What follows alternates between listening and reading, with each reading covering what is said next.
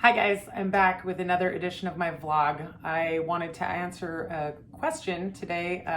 Actually, several people have asked me, what does my studio look like beyond just the wall behind me that you can see in the video? And I've posted several pictures of my studio space over the years. This has been my studio for 6+ years now. And it's changed a little bit, but stayed the same in a lot of ways too. But I've never done a video tour of my studio, and Sean suggested that for today's vlog, and I thought that was a great suggestion. So I'm gonna get my face out of your face and instead walk around with the camera and talk a little bit about what my workspace and workflow is like. So let's take a look. All right, so to start the studio tour, here is my design wall. It's not a YouTube background, it's my actual day-to-day design wall in the studio. I hang up work in progress on it. I like to surround myself with everything that I am currently working on so I can kind of keep it in my visual range. It's made of a soundproofing material with a piece of fabric over the top of it. There is another piece of soundproofing material on that wall. This is Jimmy's part of the studio here. His little messy desk, his little art making space in his own little corner of the studio. As we turn around, you can see the table I sit behind when I'm making the videos, which is also my main work table. That sewing machine just sits on the edge of the table kind of permanently, but everything else gets moved around depending on what's going on. On this side of the room, I have a couple of big shelves, which are organized with most of my supplies, right? You've got fabric over there, more fabric, more sewing supplies down there, fabric hiding behind those vests, which are work in progress, and more supplies up at the top. There's my crappy dress form with a client's jacket, work in progress on it. And as we turn and go more around the room, you can see more workspaces, additional work table to work at, which also has 2 sewing machines sitting on it, as you can see. The walls have more of that soundboard stuff that's covered with either fabric or paper to make giant pin boards so that, again, I can surround myself with kind of everything that I want to keep in my visual range so I can be inspired or, you know, think about my projects and move them on to the next step, that type of thing. Little desk in the corner where I do my computer work. Another shelf with supplies, notebooks, organizational stuff, photography gear, more photo gear in the big rolly cart, kind of a mess on this side of the room. I did think about cleaning up before I did the tour, but I was like, you know what, let's keep it real. So I do work in a dungeon. I'm in the basement. This is the window to the outside world.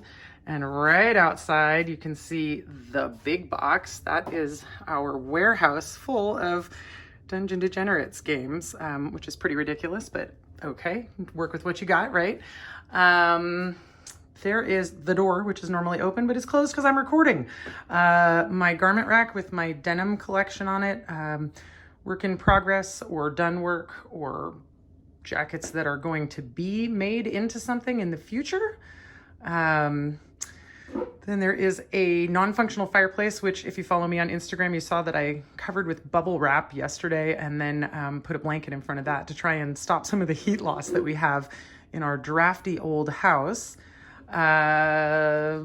Looks like yarn on top of that table and a whole bunch of ink on the mantelpiece, as well as a soul grinder record and a drawing by Sean and a pinned insect by Henry.